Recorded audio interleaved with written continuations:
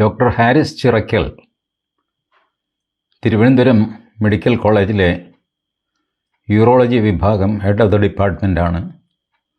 അദ്ദേഹം ഒരു ഫേസ്ബുക്ക് പോസ്റ്റിലൂടെ ഞെട്ടിപ്പിക്കുന്ന കുറേ വിവരങ്ങൾ നാട്ടുകാരെ അറിയിച്ചു. അതുവരെ ഡോക്ടർ ഹാരിസ് അറിയപ്പെടുന്ന ഒരു വ്യക്തിയൊന്നും ആയിരുന്നില്ല.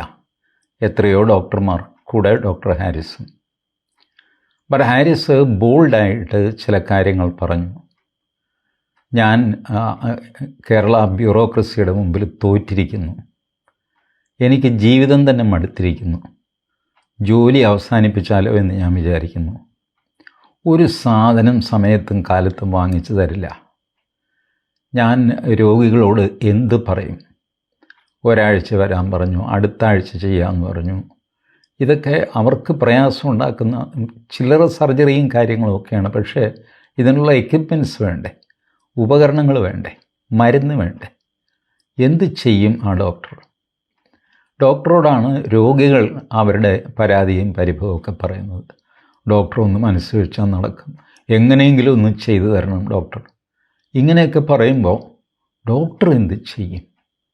പോക്കറ്റിൽ നിന്ന് കാശെടുത്തിട്ട് ഇത്രയും കോസ്റ്റ്ലി ആയിട്ടുള്ള സാധനങ്ങൾ വാങ്ങിച്ച് ആശുപത്രിയിൽ വെച്ച് അത് നടത്താൻ പറ്റുമോ? അങ്ങനെ നടത്തിക്കഴിഞ്ഞാൽ അത് കുറ്റകരമാണ്. അതറിയാമോ നിങ്ങൾക്ക്? ഒരു എക്യുപ്മെൻറ്റ് ആശുപത്രിയിലെ കേടായി ഒരു ഡോക്ടർ വിചാരിക്കുകയാണ് ഞാൻ പോക്കറ്റിൽ നിന്ന് പൈസയിട്ട് ഒരു പുതിയ സാധനം വാങ്ങിച്ചിട്ട് വയ്ക്കാം. അങ്ങനെ വയ്ക്കാൻ പാടില്ല. You are not suppose to do that. You have to complain. Send your complain to the top. ആശുപത്രിയിലെ മെഡിക്കൽ സൂപ്രണ്ടിനെ അറിയിക്കുക, പ്രിൻസിപ്പലിനെ അറിയിക്കുക.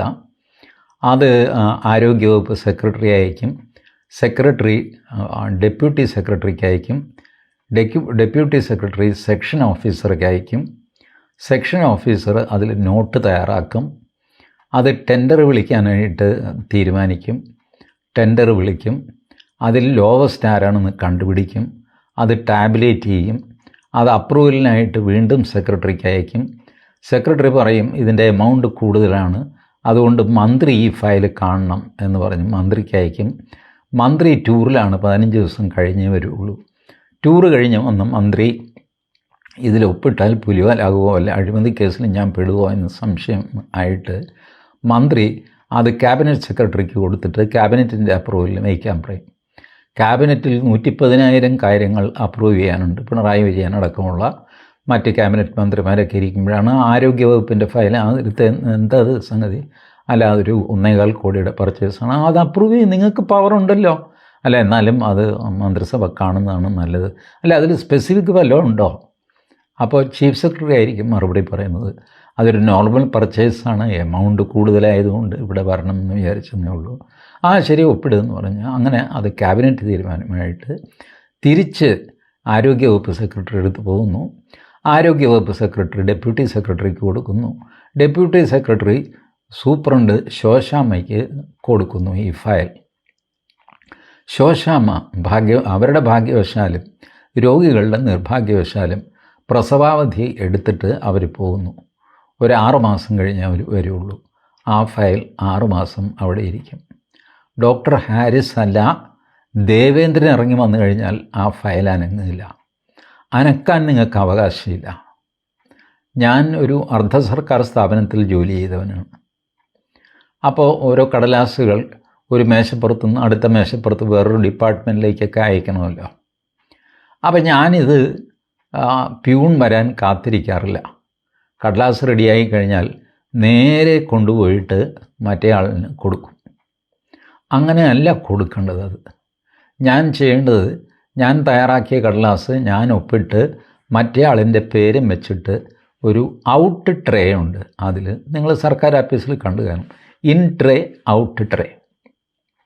ഔട്ട് ട്രേയിൽ ഞാൻ ഇട്ടേക്കും. അങ്ങനെ ഇരിക്കുമ്പോൾ ഒരു പ്യൂൺ, ഇപ്പോൾ പ്യൂണില്ല എന്ന് തോന്നുന്നു, ഓഫീസ് അസിസ്റ്റൻ്റ് എന്നായിരിക്കണം പേരുകളിലൊക്കെ നമുക്ക് വലിയ നിർബന്ധമുള്ള കാര്യമാണ്. ഇയാൾ വന്നിട്ട് ഈ കടലാസ് എടുത്തുകൊണ്ട് പോകും. എൻ്റെ മാത്രമല്ല, പലരുടെയും ഔട്ട് ട്രേയിലിരിക്കുന്ന കടലാസുകളെല്ലാം കൂട്ടിച്ചേർത്ത് ഇയാളുടെ മേശപ്പുറത്ത് കൊണ്ടുപോയി വയ്ക്കും. എന്നിട്ട് മെല്ലെ ഇരുന്ന് ഇത് സോർട്ട് ചെയ്യും.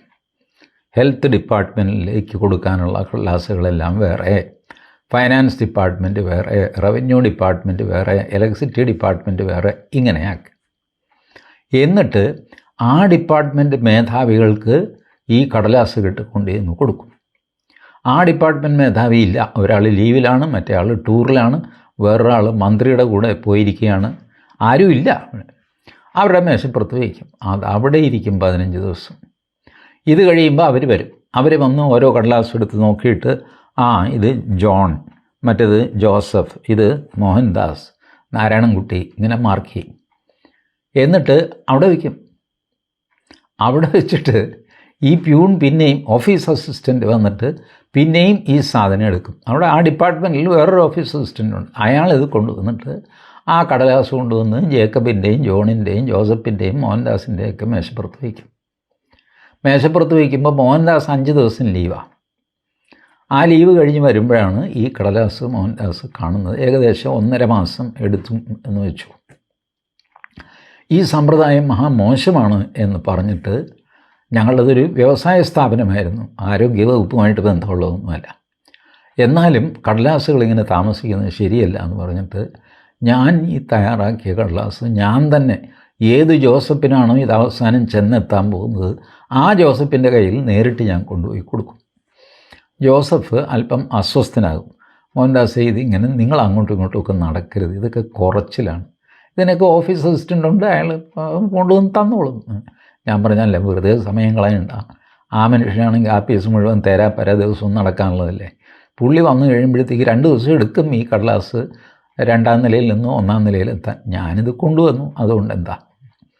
പക്ഷേ അതാർക്കും ഇഷ്ടപ്പെട്ടില്ല. ഒരുപാട് പേരുടെ ബ്ലാക്ക് ലിസ്റ്റിലായി ഞാൻ. ഒരു ശല്യക്കാരൻ എന്നും അല്ലേ അറിയപ്പെടാൻ തുടങ്ങി. അയാൾ എന്തെങ്കിലും ചെയ്തു കഴിഞ്ഞാൽ അത് അപ്പം അയാൾക്ക് കിട്ടണം, അതാണ് അയാളുടെ വാശി. അതിന് ആ കടലാസുമായിട്ട് അയാൾ പിന്നാലെ വരും. എൻ്റെ ദൈവമേ, ഒന്ന് ടോയ്ലറ്റിൽ പോയിട്ട് ബാത്റൂമിൽ പോകാൻ പോലും അയാൾ സമ്മതിക്കുകയില്ല. ബാത്റൂമിൻ്റെ വാതിൽ തുറന്നു കഴിഞ്ഞാൽ അയാൾ മുമ്പിലുണ്ടാകും. സാർ, ഈ കടലാസ് ശരിയായില്ല സാർ എന്ന് പറഞ്ഞു. ഇതെന്തൊരു ശല്യം! ഈ മനുഷ്യൻ താൻ എവിടെ നിന്നാണോ എഞ്ചിനീയറിംഗ് പാസ്സായത്? ഇങ്ങനെയൊക്കെയുള്ള പരിപാടികൾ. അതുകൂടാതെ ഞങ്ങളെല്ലാം ഭക്ഷണം കഴിക്കുന്ന ക്യാൻറ്റീനുണ്ട്. അപ്പോൾ ക്യാൻറ്റീനിൽ ഭക്ഷണം കഴിച്ച് കൈ കഴുകാൻ നിരയായിട്ടിങ്ങനെ ടാപ്പുകളുണ്ട്. ഒന്ന് മുകളിലേക്ക് പ്രസ് ചെയ്യുമ്പോൾ വെള്ളം ചീറ്റും, നമ്മൾ വിട്ട് കഴിയുമ്പോൾ സ്പ്രിങ് ലോഡഡാണിത്, ടപ്പെന്ന് പറഞ്ഞ് അത് അടയും. കുറച്ച് നാൾ കഴിയുമ്പോൾ തുരുമ്പൊക്കെ അടിച്ചിട്ട് ഇത് നമ്മൾ ബലം പ്രയോഗിച്ച് പൊക്കിക്കഴിഞ്ഞാൽ പിന്നെ വിട്ടാൽ ഇത് താഴുകയില്ല. കുറച്ച് ബലം പ്രയോഗിക്കണം താഴ്ത്താൻ. നിങ്ങൾ കണ്ടു കാണും അതുപോലത്തെ മുനിസിപ്പാലിറ്റി ടാപ്പുകളൊക്കെ പല സ്ഥലത്തും ഉണ്ട്, ഹോട്ടലുകളിലുമൊക്കെ. ഈ ടാപ്പ് ആരും താഴ്ത്തുകയില്ല, വെള്ളം ഇങ്ങനെ ചീറ്റിക്കൊണ്ടിരിക്കും. ഞാനിത് നടന്ന് ഓരോന്നായിട്ട് വലിച്ച് ക്ലോസ് ചെയ്യും. ഒരു ദിവസം ഞാൻ ഭക്ഷണം കഴിഞ്ഞു, കയ്യും കഴുകി ഞാൻ എൻ്റെ ഡിപ്പാർട്ട്മെൻറ്റിൽ പോയി. അവിടെ ഇരുന്ന് കഴിഞ്ഞപ്പോൾ എൻ്റെ ഇൻ്റർകോമിലൊരു കോൾ വരുന്നു. മോഹൻദാസേ, ആ ക്യാൻറ്റീനിലൊരു 4 ടാപ്പ് ഇപ്പോഴും വെള്ളം ചീറ്റിക്കൊണ്ടിരിക്കുക, നിങ്ങൾ എന്ത് പരിപാടിയാണ് കാണിക്കുന്നത്? നിങ്ങളത് അടയ്ക്കണ്ടേ? ഞാൻ പറഞ്ഞു, നിങ്ങളത് കണ്ടെങ്കിൽ നിങ്ങൾക്ക് അടയ്ക്കാമായിരുന്നല്ലോ. അല്ല, സാധാരണ മോഹൻദാസ് ആണല്ലോ അത് ചെയ്യുന്നത്. ഇതിനർത്ഥം ഞാൻ വേലക്കാരനായിട്ട് മാറിയിരിക്കുന്നു. ക്യാൻറ്റീനിലെ ടാപ്പ് ജോലി അടയ്ക്കുന്ന എൻജിനീയറായിട്ട് ഞാൻ മാറിയിരിക്കുന്നു. ഇതൊക്കെയാണ് കേരളം. നമ്മൾ വിചാരിക്കുന്ന പോലെ നിസ്സാര സംഗതിയല്ല. എനിക്ക് വല്ലാത്ത സ്നേഹവും ആത്മാർത്ഥതയും ഡോക്ടർ ഹാരിസിനടുത്തുണ്ട്.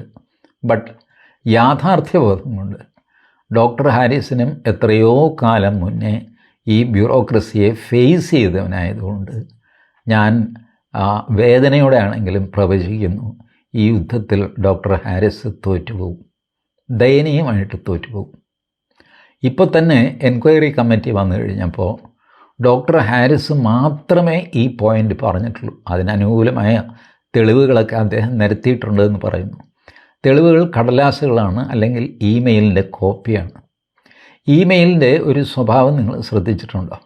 ഞാൻ നിങ്ങൾക്ക് ഇമെയിൽ അയച്ചു എന്ന് പറഞ്ഞാൽ അയച്ചു എന്ന് മാത്രമേ അർത്ഥമാകുന്നുള്ളൂ, നിങ്ങൾക്ക് കിട്ടി എന്നർത്ഥമാകുന്നില്ല.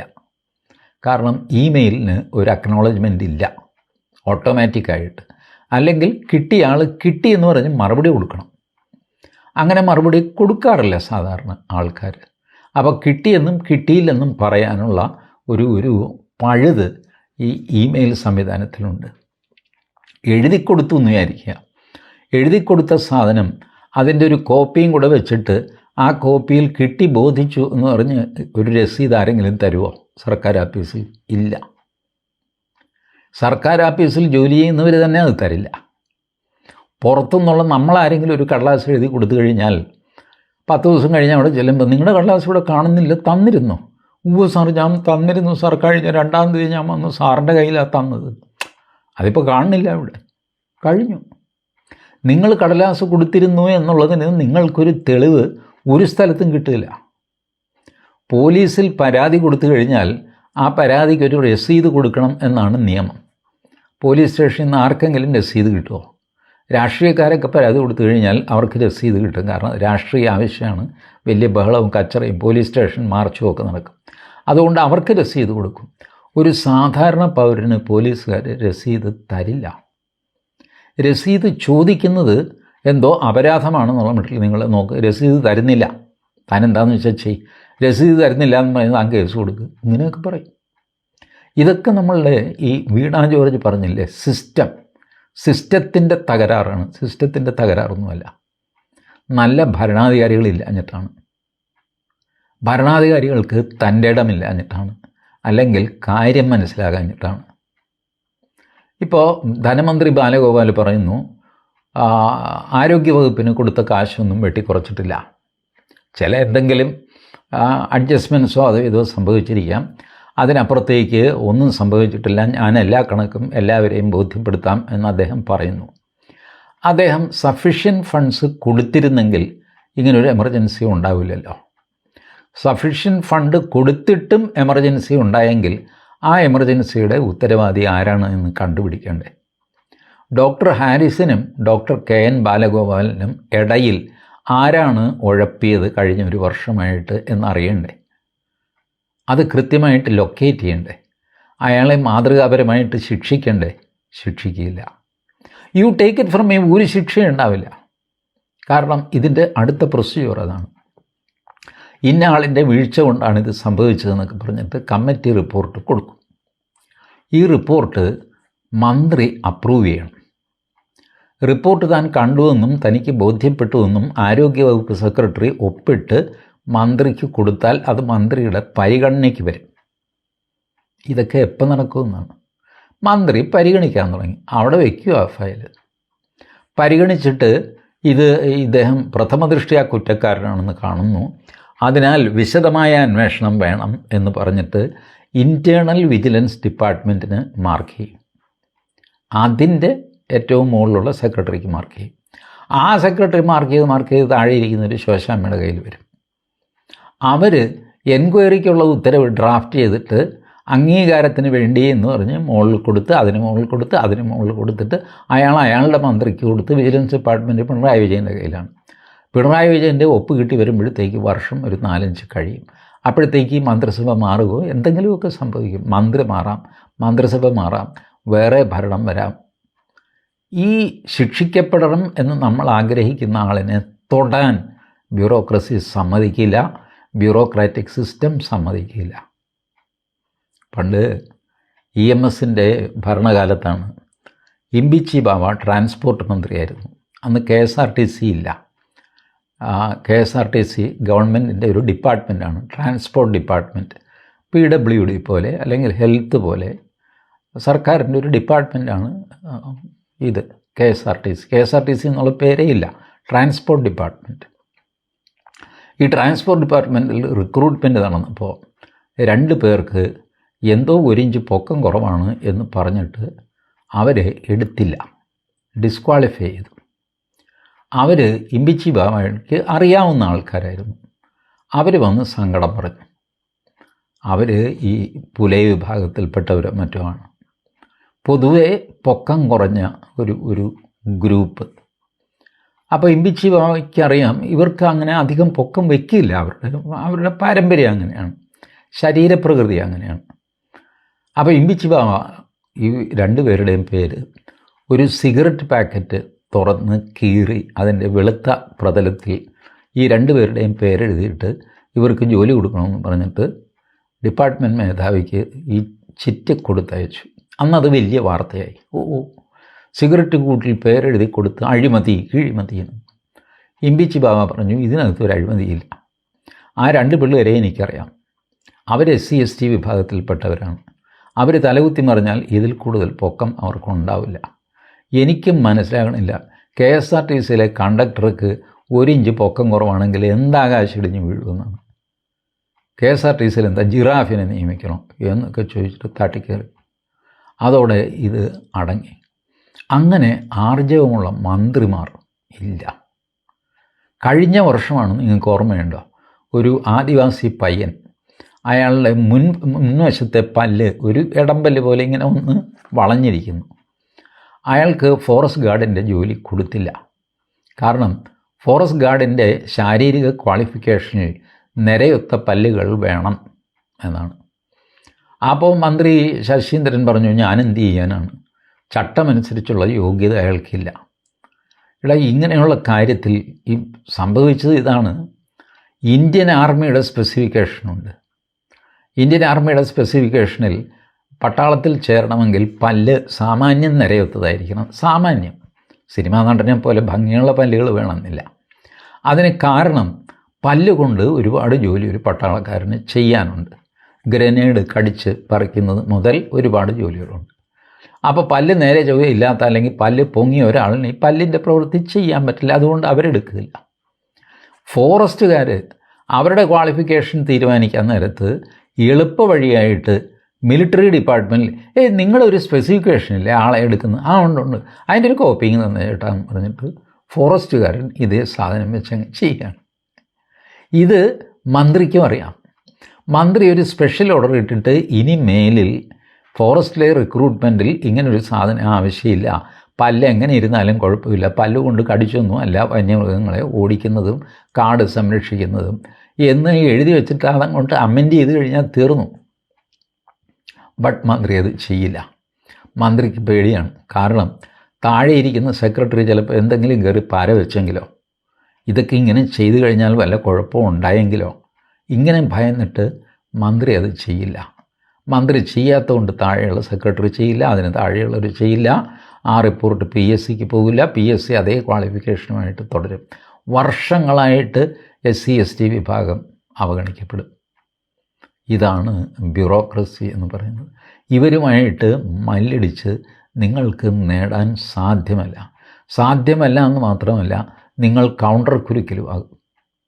ഞാൻ ഡോക്ടർ ഹാരിസിനോടുള്ള സ്നേഹം നിലനിർത്തിക്കൊണ്ട് പറയുകയാണ്, താമസിയാതെ 6, 7, 8 മാസം കഴിഞ്ഞ് ഇതിപ്പോൾ വാർത്ത ഇങ്ങനെ കഴിയുമല്ലോ. 2-3 ദിവസം കഴിയുമ്പോൾ ദിവസവും ഡോക്ടർ ഹാരിസിൻ്റെ വാർത്ത കൊടുത്തുകൊണ്ടിരിക്കാൻ പറ്റുമോ? പറ്റില്ല. ചാനലുകൾ വേറെ വാർത്തയ്ക്ക് പോകും, പത്രങ്ങൾ വേറെ പ്രശ്നത്തിൻ്റെ പിന്നാലെ പോകും. ഡോക്ടർ ഹാരിസ് വിസ്മൃതനാകും. 7-8 മാസം കഴിയുമ്പോൾ ഡോക്ടർ ഹാരിസ് പോലീസ് പിടിയിൽ. ചികിത്സാ പിഴവെന്ന ആരോപണം. ഏത് ഡോക്ടറിനും ഒരു കൈപ്പിഴ പറ്റുമല്ലോ. നമ്മുടെ ഡോക്ടർ ഹാരിസിനും ഒരു കൈപ്പിഴ പറ്റും. ഈ കൈപ്പിഴ നോക്കിയിരിക്കുകയാണ് ഇദ്ദേഹത്തിൻ്റെ കൂടെയുള്ളവർ. നിങ്ങൾ നോക്കൂ, എൻക്വയറി കമ്മിറ്റിക്ക് മുമ്പിൽ മൊഴി കൊടുത്തവരെല്ലാവരും തന്നെ ഡോക്ടർ ഹാരിസിനെതിരായിട്ടാണ് മൊഴി കൊടുത്തിരിക്കുന്നത്. ആശുപത്രി സൂപ്രണ്ട്, ആശുപത്രി പ്രിൻസിപ്പൽ, മറ്റ് HODമാർ, ഹെഡ് ഓഫ് ദ ഡിപ്പാർട്ട്മെൻറ്റ്സ്മാർ എല്ലാം ഇദ്ദേഹം പറയുന്നതിനകത്ത് യാതൊരു കഴമ്പുമില്ലെന്നും എവരിതിങ് ഈസ് ഹങ്കി ഡോറി. സാധാരണ സർക്കാർ ആഫീസിൽ വരുന്ന ഇതുണ്ടല്ലോ, താമസമുണ്ടല്ലോ, അത്രേ സംഭവിക്കാറുള്ളൂ. ഇപ്പോൾ ഒന്നും പെൻഡിങ് ഇല്ല. ഈ സാധാരണ വരുന്ന കാലതാമസം എന്നുള്ള പ്രയോഗത്തിൻ്റെ പുറകിൽ കുറഞ്ഞൊരു 2 വർഷമെങ്കിലും പെൻഡിങ് ഉണ്ടാകും. അതാണ് സർക്കാരിൻ്റെ സാധാരണ. കോടതിയിൽ പറഞ്ഞത് താരിഖ് പേ താരിഖ്, താരിഖ് പേ താരിഖ്. 10 കൊല്ലം 15 കൊല്ലം ഒക്കെ കോടതി എടുക്കുന്നത് അവരെ സമയത്തോളം സാധാരണയാണ്. It is not unnecessary delayed.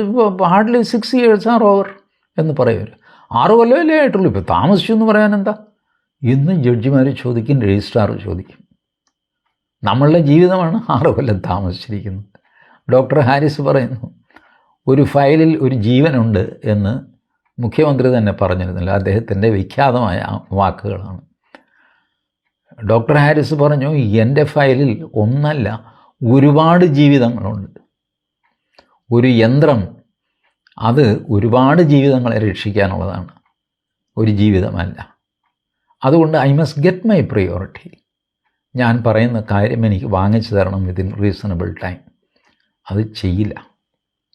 ഇനി ഒരാൾ ബോൾഡായിട്ട് ബ്യൂറോക്രസിയിൽ ഒരു തീരുമാനം എടുത്തിട്ട് നമുക്കൊരു കാര്യം ചെയ്യാം, പോണ്ടിച്ചേരിയിൽ നിന്ന് ഇന്ന കമ്പനിയിൽ നിന്ന് കഴിഞ്ഞ നമ്മൾ വാങ്ങിച്ചിരുന്നു, അയാളെ തന്നെ വിളിച്ചിട്ട് അടുത്തൊരു സാധനം കൂടെ കൊണ്ടുവരാൻ പറയാം എന്ന് തീരുമാനിച്ച് ഫയലിൽ എഴുതി പർച്ചേസ് ഓർഡറും റിലീസ് ചെയ്ത് അത് വാങ്ങിച്ചു എന്ന് വെച്ചോ. ഈ വാങ്ങിച്ച ആൾ കുഴപ്പത്തിലാവും. ചട്ടലംഘനം, പർച്ചേസ് പോളിസിയുടെ ലംഘനം. രണ്ടാമത് വാങ്ങാൻ 10% വരെ വിലയുള്ള സാധനമാണെങ്കിൽ നിങ്ങൾക്ക് റിപ്പീറ്റ് ഓർഡർ കൊടുക്കാം.